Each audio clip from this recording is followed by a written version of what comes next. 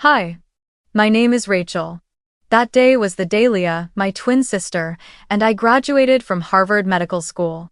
We wore the same gown, the same square cap, and walked the stage together to receive a diploma stamped boldly with the words, Doctor of Medicine. On paper, we were one, same GPA, same achievements, same honors. But in my family's eyes, it seemed like only one of us deserved to be celebrated, and it wasn't me. After the ceremony, while Leah was surrounded by friends, professors, and acquaintances from all over, I quietly left the campus alone. No one from my family had shown up, no congratulations. No hugs. My parents said they were busy preparing for a special event the next evening, a lavish party hosted at the Astoria Hotel in Houston. They called it Leah's debt-free celebration. A party to celebrate my sister graduating from med school with zero debt. They didn't ask if I needed help. They didn't ask if I felt overlooked. They just forgot about me. That afternoon, I stopped by my parents' house in Sugar Land. I didn't plan to stay long. I just wanted to leave behind my diploma, carefully framed, as a quiet way of saying, I made it too. I entered through the back door, still holding the framed diploma, when I heard my mother's voice echoing from the kitchen, loud and clear, with no attempt to hide. She deserves it more, honey. Leah's always had more potential. I froze. My entire body locked up for a moment. Leah deserves it more? And what about me? I had spent 4 years scraping together every dollar for tuition, working in research labs, pulling night shifts in the ER, juggling study and survival. Leah? She had a full ride from our parents. They paid for tutors every time she failed a class. They even hired a residency coach when she panicked before her first interview. Me? I studied from secondhand books, photocopied notes, borrowed lecture recordings from friends to listen to late at night. My mother kept speaking, her tone gentle but every word slicing through me. Rachel's always been so independent. She'll be fine. Leah needs more support. The familiar excuse. I was stronger, so I didn't need help. I stood there, diploma heavy in my hands, and realized I wasn't expected here. I placed it quietly on the table next to a vase of flowers and walked out without letting anyone know I'd ever been there. On my way to the car, I asked myself, was I being too sensitive? Did they really believe I didn't deserve a moment of recognition? I sat in the driver's seat of my old Toyota, hands on the steering wheel. These hands, the same ones that stitched wounds and pulled patients back from the brink, were now trembling over a sentence my mother said. I bit my lip and told myself. I graduated from Harvard, I made it. I survived. But why did it feel so hollow, like I had never really existed at all? My phone buzzed. A message popped up from Dr. Alvarez, my research advisor and someone I deeply respected. I need to speak with you urgently. Big news, life-changing. I stared at those words like they were a heartbeat reviving me from the numbness of being forgotten. No one in my family saw me. But maybe someone else did. And this time, I could feel it. Something was about to happen that would make everyone who ever overlooked me look again. Maybe, at the party they never intended for me, I would be the greatest surprise of all. Before I continue this story, I have a question for you. Have you ever been the forgotten child in your own family? Let me know where in the world you're watching from, so I'll know I'm not alone. Leah and I were born in Austin, Texas, on a March morning, 6 minutes apart. I came first. Quiet, calm, eyes wide open, observing the world like I was already trying to understand where I belonged. Leah came out screaming. Loud, bold, full of life. That's our firecracker, my dad had said, beaming as the nurse placed her in his arms. Maybe, in that moment, everything was set. I was the one standing at the edge. Leah was the center of it all. We grew up in a 2-story house in the western suburbs, peaceful neighborhood, kind neighbors, American flags waving from every porch on Independence Day. My dad was the branch director of a commercial bank, always articulate, always polished in white shirts and red ties. My mom was a county supervisor, well-connected, often invited to speak at local community events. They were the kind of people who believed success should come with image, and Leah, with her dazzling smile and boundless energy, was the perfect portrait to present to the world. Me? I was the quiet one, the reader, the one easily forgotten during backyard BBQs.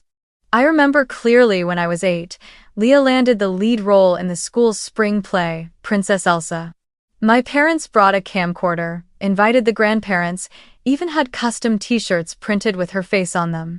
At the same time, I had just won first place in a district-wide short story competition, a prize awarded to fewer than 5% of students statewide. I came home holding the certificate, excited to show them. My mom glanced at it and smiled. "That's expected of you, sweetheart. You're the quiet one, the smart one." What sounded like praise, to me, felt like being filed away in a drawer. The gifted girl who doesn't need attention. Eventually, I got used to it. Used to family photos always angled toward Leah. Used to every dinner compliment going to her social accomplishments, cheerleading trophies, volunteer leadership, class president. Meanwhile, I was quietly battling advanced math, general physics, applied biochemistry. I wasn't jealous, at least not when we were little. Leah never looked down on me. But she never realized how much more she was given. By high school, the gap between us became even more obvious. When Leah turned 16, our parents bought her a brand new white Jeep that gleamed in the driveway. I, on the other hand, still took the bus, hauling a heavy backpack full of textbooks, often staying at the library until late. Leah had a boyfriend, a tight circle of friends, and a calendar packed with extracurriculars. I had my notebooks, the after-school lab, and a quiet dream of getting into UT Austin's pre-med program. Once, Leah failed her biochemistry class. Our parents immediately hired a private tutor, $80 per session, and then asked me to help her study on top of that. I said yes, even though deep down I wondered if I ever needed help. Would anyone in this family be willing to spend $80 on me? In 12th grade, I earned a full-ride scholarship to UT Austin, while Leah just barely made it into Texas A&M and had to pay full tuition. I still remember the night I got the acceptance letter. I walked into the living room, holding the letter with tears in my eyes. My dad glanced at it and said, "Well done. But don't rub it in, okay? Leah's already sensitive about not getting in." My mom gave a small smile and added, "We're proud of you. But remember, Leah's path is just different. She's always been the ambitious one." I couldn't understand what ambitious meant to them. Was it doing things they could see? Being good at talking to adults? Or was it just being the kind of person they could brag about at dinner parties? I had good grades, won awards, earned my scholarship on my own, but still, I was labeled the quiet one, the steady one, the one who didn't need any extra investment. College didn't change that. Leah switched majors a few times before settling on health communications. I followed the pre-med track.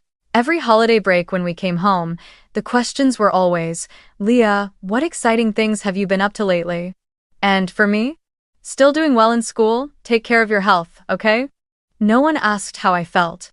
No one asked what I dreamed of becoming. After I received a highly competitive summer research scholarship at Johns Hopkins, I called my mom to share the news. Her voice was light, almost casual. "Wow, that's nice. By the way, Leah's organizing a cancer walk for her internship. Isn't that inspiring?" I sat there in silence, phone to my ear. Not because I wanted to compete, but because I finally understood no matter what I did, I would always be the shadow behind the child they chose to put in the spotlight. I used to believe that once we both got into med school, everything would change.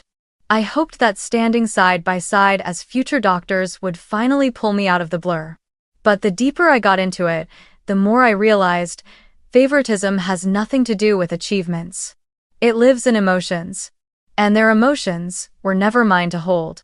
I don't blame Leah, she didn't choose this. But I also couldn't keep playing a supporting role in the story of my own life. And if fate had forced me to walk this path alone, then at the very least, I would leave behind footprints that couldn't be ignored even if no one was watching. I truly believed that after everything, after 4 grueling years, After the overnight shifts that left me drained, after exams that nearly broke me graduating alongside Leah, with the same GPA, the same honors, would finally be a moment of balance. That at least in the final stretch of this journey, I would be seen as her equal. But I was wrong. Once again, painfully wrong. The first message came from my father, 2 days before graduation. Don't forget, your sister's debt-free celebration is Saturday evening. We're hosting on the rooftop at the Astoria. Formal attire. We're so proud of her. I read the message over and over, searching for any word that included me. Your graduation.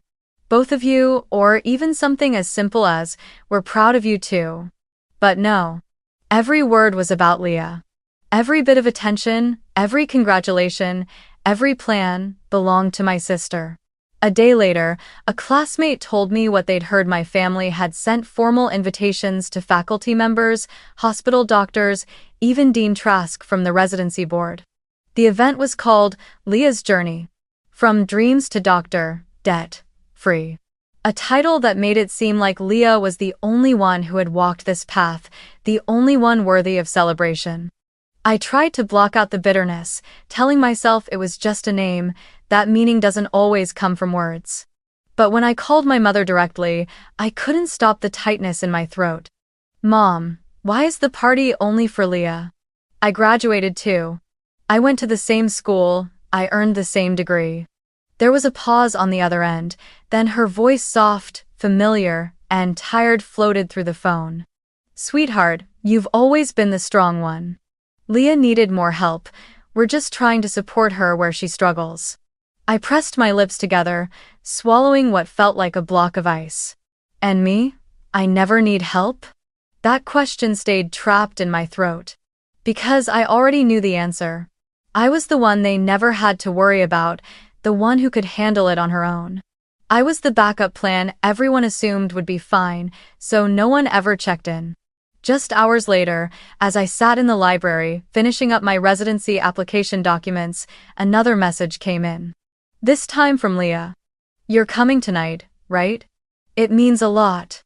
1. I stared at those words for a full minute. It means a lot. What did she mean by that? That I should show up to reinforce her perfect image?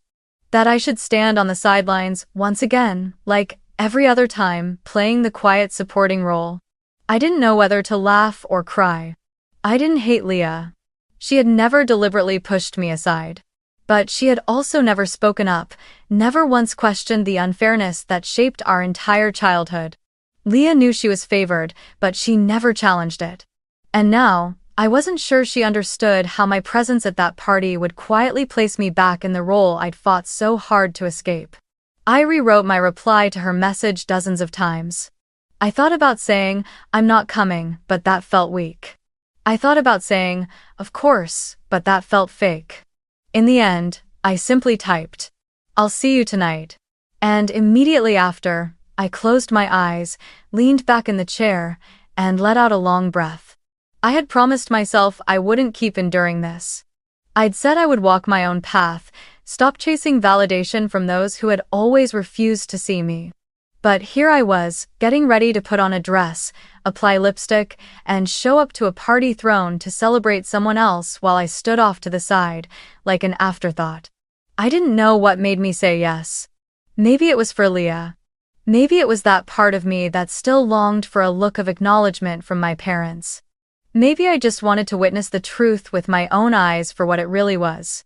No illusions, no blind hope. And maybe it was because of another message I hadn't answered yet. The one still pinned at the top of my inbox from Dr. Alvarez. Just 3 words, simple but full of promise. Big news. Life-changing. I didn't know how tonight would unfold. But deep down, I had a feeling that this time, I wouldn't just be the girl behind the curtain. This time, the spotlight might land on me. And if it did, I wasn't going to lower my head. I arrived at Dr. Alvarez's office late in the afternoon, just a few hours before Leah's celebration was set to begin. Even though the June sun blazed overhead, I felt cold inside. The entire walk from the dorms to the Johns Hopkins Research Center, my mind spun with my mother's words, the banner that read, Leah's debt, free celebration, and the weight of being excluded from a moment that should have belonged to me too. But when I stepped through the glass door etched with the words Dr. Micah Alvarez, Maryland, MPH, I knew I had come to the right place, the right person, Dr. Alvarez was one of the few people in academic medicine I genuinely trusted. As the first person of color in his family to graduate from college, he knew exactly what it felt like to be underestimated, pushed aside, and second-guessed simply for not fitting the mold society preferred. I once heard him say at a conference, excellence is not just about brilliance, it's about surviving the silence no one else notices. I never forgot those words. His office was bright, the walls lined with degrees, certifications, and photos taken with community doctors from around the world. Ghana, Colombia, Haiti, and even the rural corners of Texas. When I knocked on the door, he was holding a ceramic coffee mug, relaxed in posture but sharp-eyed as always. "Rachel, come in," he said, a warm smile curling at the edges of his mouth. "I've been waiting for you." I sat down in the familiar wooden chair across from his desk. For a brief moment, I felt safe, like here, in this room, I was fully seen. "I don't know what news was urgent enough to call me in," I began, trying to keep my voice even. He nodded, set down his coffee, and opened the drawer to pull out a cream-colored envelope sealed with a red stamp. "Rachel," he said slowly, "I have the honor of being the first to tell you, you've been selected for the Clarence King Fellowship." I stared at him, stunned, unsure if I had heard him correctly. "The Clarence King Fellowship, you mean?"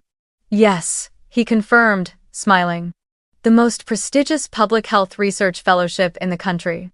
Full loan forgiveness, housing stipend, research funding, it's yours." I couldn't breathe for a moment. My entire body went still. I knew I had applied, gone through the interviews, done everything in my power, but I had never truly believed I'd receive it. Not because I wasn't good enough, but because I'd grown too used to being overlooked. I don't know what to say," I whispered. Dr. Alvarez stood, walked over, and sat beside me, placing a steady, unassuming hand on my shoulder. "Rachel, you didn't just earn this. You embodied it. Your thesis on health inequity in migrant workers, your clinical work, your publications, every single piece was outstanding. The committee voted unanimously. This wasn't luck, this was you." I bowed my head as tears spilled, uninvited but unstoppable. Not because I was weak, but because for the first time, in all these years, someone truly saw me not through the lens of comparison, not in Leah's shadow, not through my parents' filtered gaze. As I wiped my tears, he handed me a tissue and added, "There's one more thing." I looked up, surprised. "Your parents invited me to Leah's celebration tonight." "Social courtesy, I imagine," he said with a small smile. "They probably didn't realize how closely we've worked. But I'd like to go with your permission." My eyes widened. "You want to announce the news there?" "Not just for them," he replied. "For you. For every guest in that room who needs to know what you've done. Sometimes, Rachel, silence doesn't protect us. Visibility does." I went quiet. Inside me, a storm swirled between hesitation and the deep, buried hunger to finally be seen. Would that be ruining Leah's party? Or would it be the moment I finally gave myself the fairness I was always denied? "Are you sure?" I asked, voice barely audible. He looked at me with calm resolve. "You've spent your whole life being polite, waiting for someone to notice. But the world needs to know who you are. And sometimes, the people who should have known first need to hear it last." I nodded slowly, as if my entire body was finally admitting what my heart had always known. "I am worthy." "Okay," I said, steadier than I'd ever felt before. "Let's tell them." Before I left his office, he placed a printed copy of the fellowship letter in my hands. I read the bold line at the bottom. "Dr. Rachel Harris, Fellow, Clarence King Public Health Research Program, Johns Hopkins." As I stepped outside the building, my phone buzzed again. A new message. From Leah. Mom's going overboard for tonight. It's honestly kind of embarrassing. Wish she'd done half of this when we both got into med school. Anyway, see you there." I stared at the message. For the first time, Leah acknowledged the favoritism. For the first time, she admitted that something wasn't right. I didn't know how tonight would end. But I knew one thing for certain. I was no longer the quiet one. And if my parents or anyone in that room still believed I was just Leah's shadow, then tonight, they'd be forced to open their eyes wide. Because I, Rachel Harris, was not just someone who survived. I was someone who won. And I was ready to be seen. The weather in Houston that day was gentler than usual. The sun had slipped behind the towering glass buildings, leaving behind a deep purple sunset draped across the roof of the Astoria Hotel where my parents had rented out the entire rooftop for Leah's achievement celebration. I arrived a little early not because I wanted to, but because I needed time to breathe, to gather myself. I stood in front of the mirror in the lobby restroom for nearly 10 minutes, smoothing my dress, adjusting my hair, reminding myself that tonight, no matter where I was placed or how I was treated, I would hold my spine straight. The elevator doors opened to the rooftop amid soft jazz music and the faint scent of white wine. The moment I stepped in, I was hit by the extravagance. Strings of golden lights draped across the open space, fresh flowers stretching down every round table, servers in crisp black and white uniforms gliding past like honeybees. But the first thing that caught my eye was the banner hanging behind the bar. "Congratulations, Dr. Leah Harris." Just one name. Just one doctor. Not me. I swallowed hard, forcing a smile as I moved further in. After all, I was used to standing behind backdrops that didn't include my name. I told myself, don't react, just observe. Just wait. My mother appeared in a lilac dress, a glass of champagne in hand. She walked up and gave me a brief, airy hug, then immediately said, "You got here just in time. Leah's changing dresses. Can you help me double-check the setup on the right side? Your cousin Beth is on one of her gluten-free streaks again. Just make sure the labels are clear on the trays." A blanc. I nodded slightly. I didn't ask anything else. Didn't mention the banner. Didn't remind her that I, too, was Dr. Harris. I walked toward the food table, wondering why I always ended up playing the role of a helper in the story of my own life. Even in this elegant navy dress, even with the same medical degree as Leah, even as the recipient of the most prestigious fellowship in the country here, I was still the one assisting the perfection my family had carefully constructed around my sister. As I bent over to check if the quinoa salad had been labeled, my phone buzzed in my purse. A message from Leah. "I know it's unfair. I didn't ask for this, just wanted to say I see you." I stood still, my eyes frozen on the screen, my heart skipping a beat. For the first time in over 2 decades, Leah acknowledged it. That the unfairness was real, that I had been sidelined. That she saw it, she saw me. I looked around. On the rooftop, laughter and conversation filled the air. My father was deep in discussion with Dean Trask, the head of the residency program at Baylor. I spotted a group of doctors from Houston Methodist arriving, being guided to the main table. And at the center of it all was one empty chair, the honorary seat for Leah.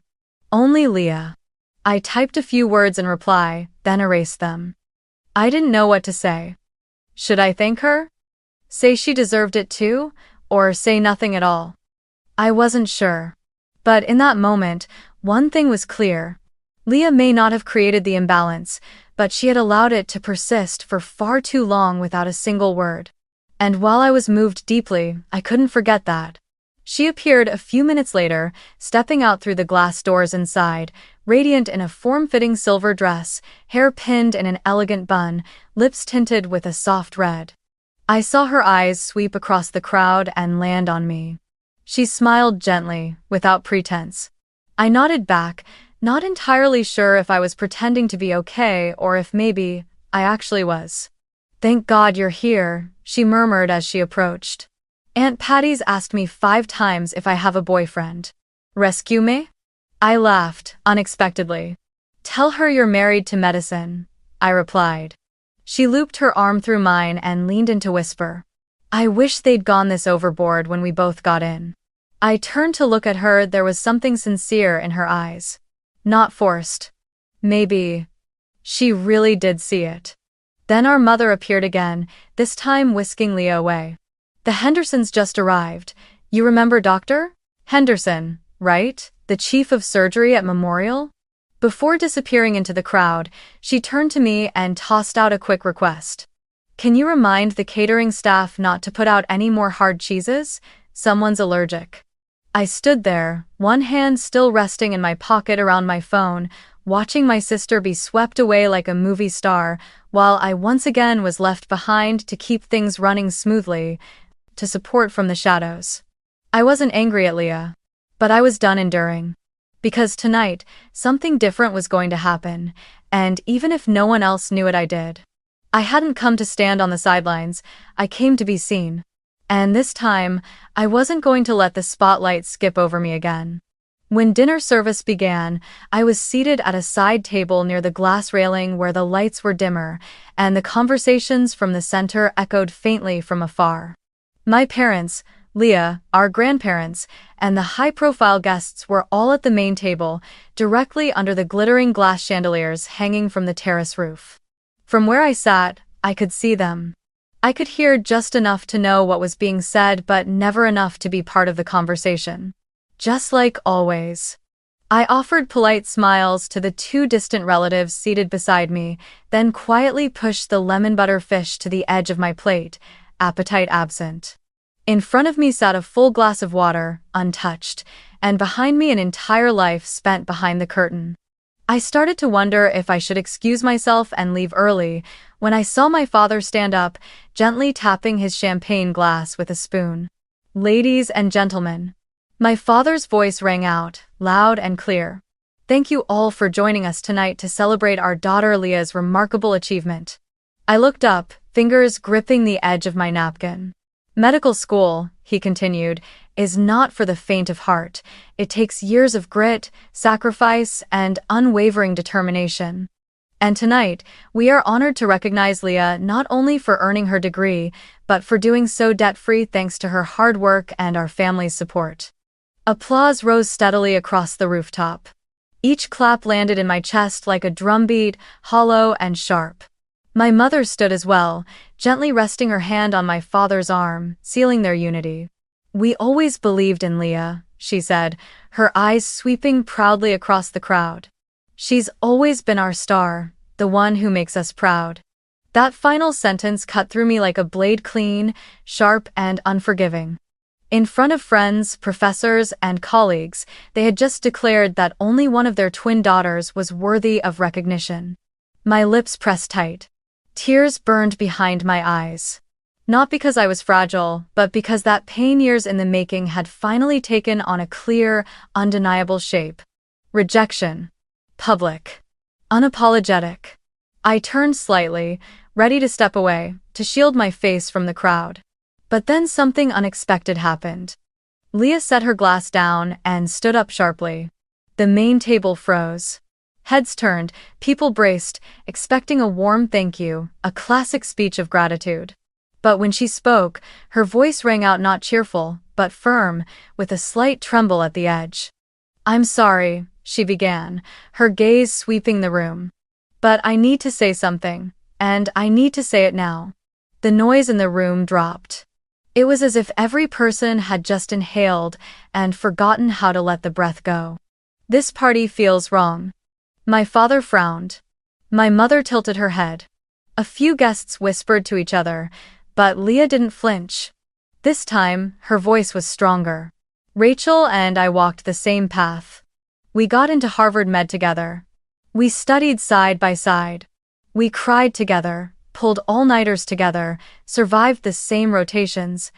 But she did it without applause, without support, without ever being told we're proud of you. I froze. The entire room did. Leah had never said anything like this. Not in private, not to me. And now, here she was doing what I had spent a lifetime waiting for. She was standing up. For me. My father gently shook his head, lips pressed into a thin line. My mother glanced around nervously, eyes darting across the crowd. But Leah didn't let them interrupt. "I love my family," she said. "But I can't celebrate myself tonight if we ignore the truth. The truth is, I had help, I had comfort, I had safety nets. Rachel didn't. She worked 2 jobs through med school. She fought for every research position, every internship. She carried herself through storms I never had to face. And I don't know how she did it." I felt my hands tremble in my lap. The room was so quiet, I could hear the faint clink of silverware against a plate somewhere in the back. "Maybe I've stayed quiet too long," Leah continued. "Maybe I thought speaking up would make things worse, but silence doesn't fix injustice, recognition does. And tonight, I want to recognize my sister not because we share blood, but because she's the strongest person I know. I am proud." A sharp breath escaped from someone at the faculty table. A doctor nodded slowly. "And me."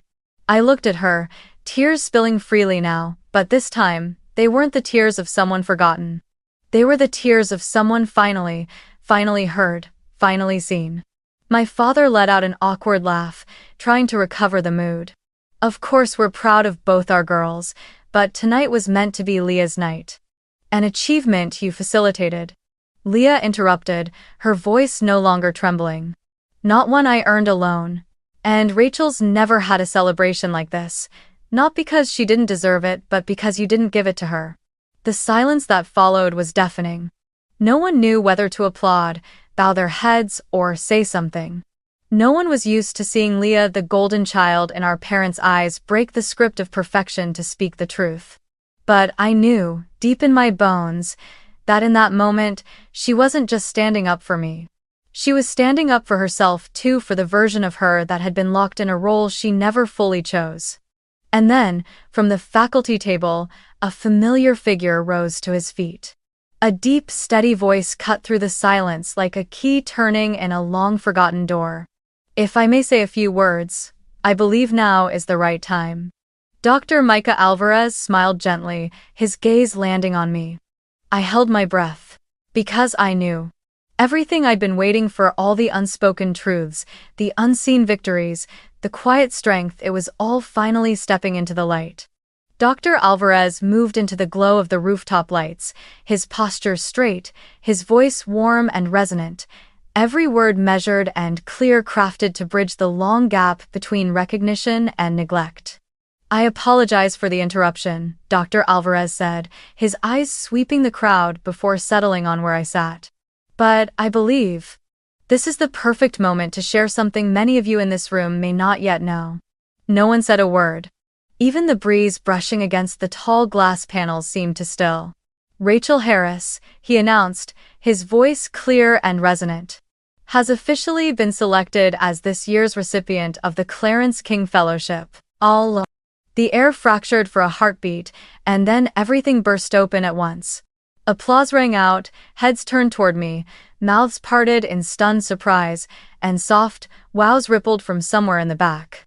I sat frozen, as if my own mind hadn't caught up to reality yet. The Clarence King Fellowship wasn't just a scholarship, it was the highest honor awarded to a medical student in the entire country. Only one recipient is chosen each year. It comes with prestige, full funding, national recognition, and, above all, it's an undeniable declaration that the person chosen is the best of the best.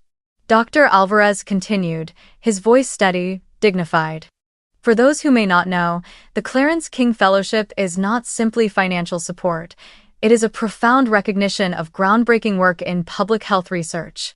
And Rachel, through her study on mental health care accessibility for migrant labor communities in South Texas, not only earned this fellowship, but received a unanimous vote from the board. Something that hasn't happened in over 15 years. I looked down at my hands resting in my lap, they were trembling. Not from fear, from emotion. For so many years, I had trained myself not to expect recognition. I had learned how to keep moving while being overlooked. But now here, in the very celebration that wasn't meant for me, my name had just been spoken aloud as an undeniable truth. "I've had the privilege of working with Rachel for the past 2 years," Dr. Alvarez continued. "And I can say this. I've met many students who are brilliant and hardworking. But it's rare to meet someone who combines razor-sharp analytical thinking with the heart of a healer who truly wants to change the world. Boo. He paused and turned fully to face my parents graciously, but without avoidance. Rachel didn't just survive without support, she thrived. And that is what true excellence looks like. Another round of applause erupted. But this time, it was for me. For me. The eyes that turned toward me weren't dismissive anymore. They weren't glancing past me. They were filled with recognition. With curiosity. With respect. I saw Dr. Patel from the emergency department nodding my way. I saw Dean Trask rising from his seat, beginning to walk toward me. And then, another figure stepped forward.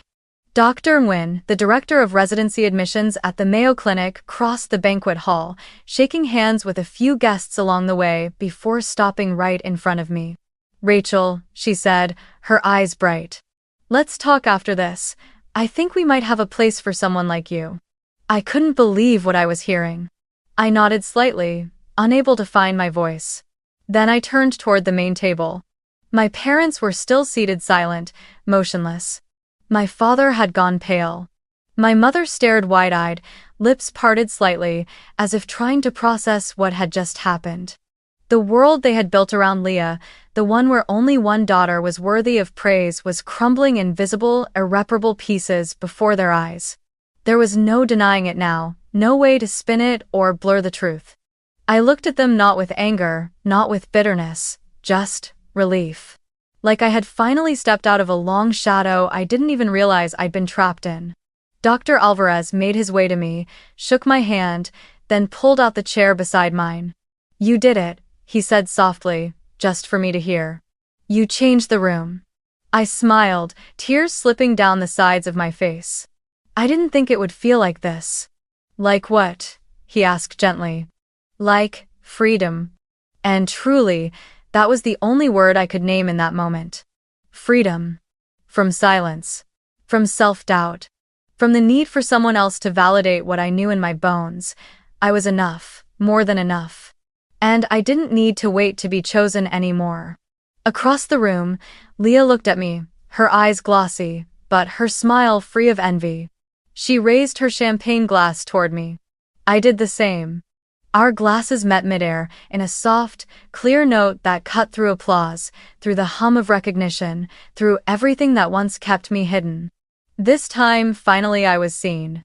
Named. And not because of anyone else. Because of me. The party ended in a strange new energy I knew my parents had never imagined. After Dr. Alvarez's announcement, the center of attention shifted away from Leah, away from the custom banner hanging behind the main table and onto me. Doctors, professors, classmates, even relatives who had never asked me more than 3 questions in my life, now came to shake my hand, offer congratulations, ask about my research, my fellowship, on my future.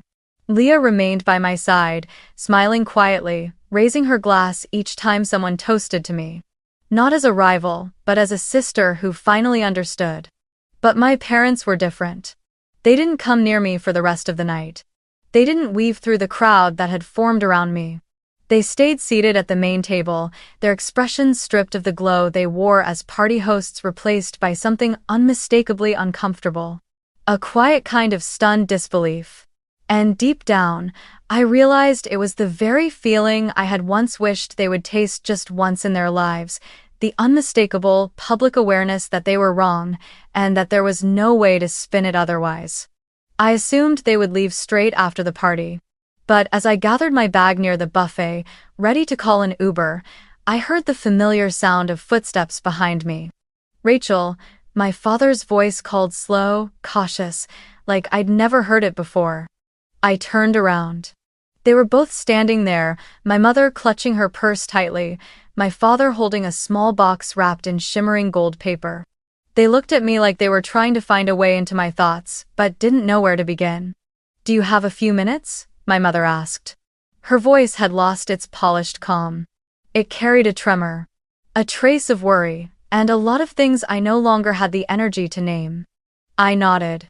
Not because I needed to hear what they had to say, but because I needed myself to hear their answer to the question I'd already asked in silence for years. First of all, my father began. Congratulations. Truly. The Clarence King, it's beyond incredible.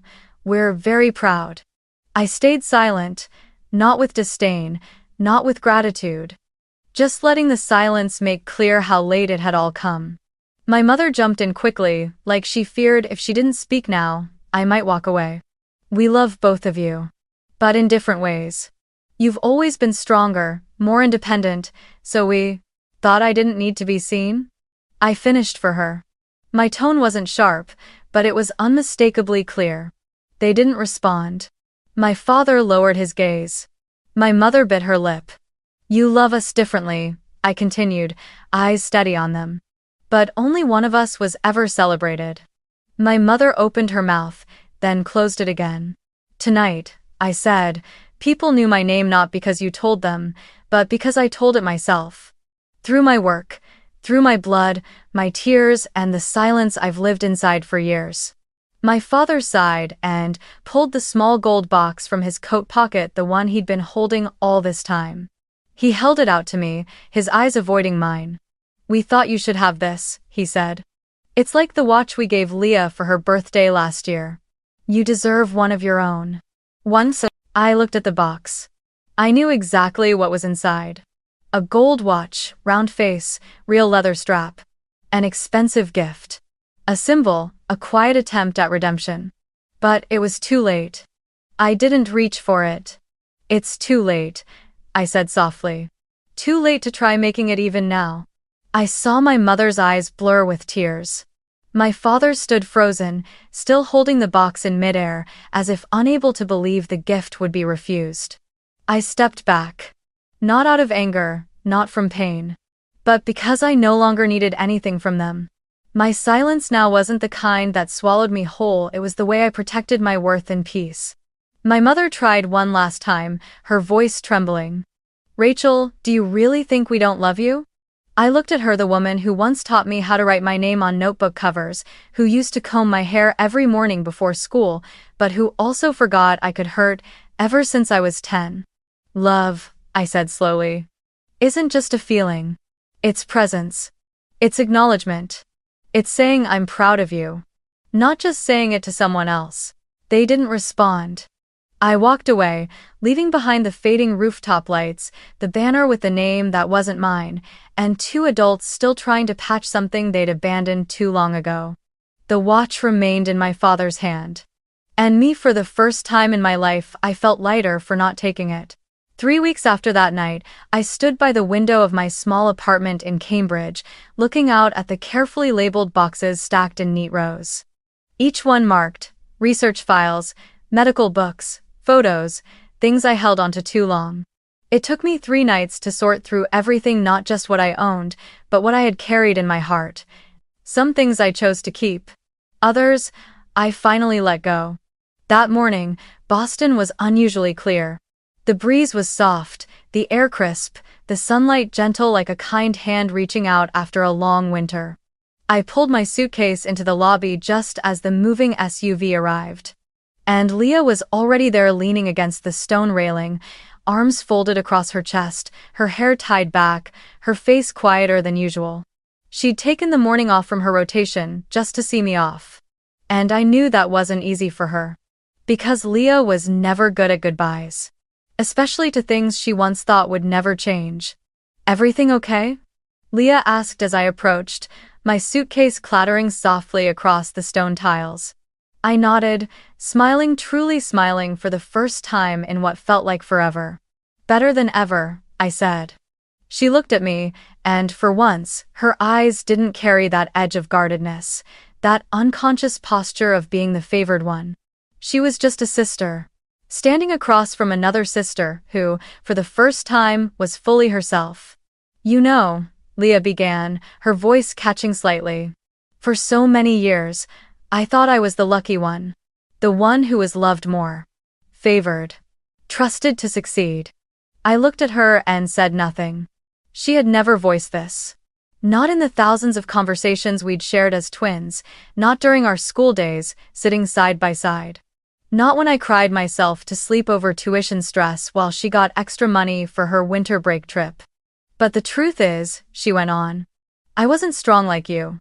I was addicted to their approval. I was terrified that if I didn't do exactly what they expected, I'd be no one. She paused. The morning light touched the bridge of her nose, making her eyes shimmer like it wasn't just sunlight. You thought I didn't see you, she said quietly. But I did. I saw you alone at your research presentation. I saw you work double shifts and still show up for your lab work. I saw you smile when they praised me right in front of you. And I saw that I stayed silent too long. My grip tightened on the handle of my suitcase, but I felt no bitterness, only clarity, only peace. You don't owe me an apology, I said. I know you didn't choose it. We both grew up in a house where love was handed out like a prize, not like a given. I paused, then added, my voice light as the breeze. You used to think you were the lucky one. But you were tethered to their approval. And me, I used to think I was invisible. But now, I see myself. We stood there, two women, once two halves of the same whole but who had spent their lives placed at opposite ends. One lifted high as the symbol of success. The other left behind, shadowed by silence. But now, neither of us stood in anyone's shadow anymore. Leah smiled and pulled me into a hug, tight and silent. No words, no explanations, just the kind of embrace that carried years of unspoken weight finally finding release. You're going to shine in Baltimore, she whispered into my ear. And I'll be here, no longer trying to be the perfect daughter. I nodded, feeling her warmth, and for the first time, it didn't feel like I was being overshadowed. It felt like I had someone walking beside me. The moving truck arrived. The driver stepped out and began loading the boxes. I opened the car door, then turned back to look at Leah one last time before heading out. From now on, I said, we're no longer two halves split apart, we're two women choosing ourselves. Leah waved, her eyes glassy, but her mouth still smiling. I slid into the driver's seat, started the engine, and pulled away, turning off the old path, heading toward a new one. And for the first time, I knew. I didn't need anyone to lead the way. I didn't need someone else's light to show me where to go. Because I was carrying my own. And this time, freedom wasn't the destination. It was who I was becoming. If you've ever been the forgotten child in your own family, if you've ever sat at the dinner table in silence, watching the pride in your parents' eyes land only on someone else, if you've ever worked twice, 3 times as hard just to receive a cold nod or a warning not to get arrogant, then this story is for you. I don't share it for sympathy, I share it for those who've lived in silence. For those who push themselves to be better, thinking that if they were good enough, quiet enough, humble enough, someone would finally see them. But some recognition will never come from the people you hoped it would. And that is not your fault. You don't need to be chosen to be worthy. You only need to refuse to give up on yourself. You don't have to shout to be loved. Let your work, your resilience, and your kindness speak. Maybe they won't see. But someone will. And more importantly, you will. One day, you'll walk into a room where everyone expected you to sit quietly in the back. And you'll be the one they applaud the loudest. You'll be the greatest surprise at the party you were never invited to. And on that day, you won't need them anymore. You'll have yourself. And you'll be the most valuable thing you've ever owned.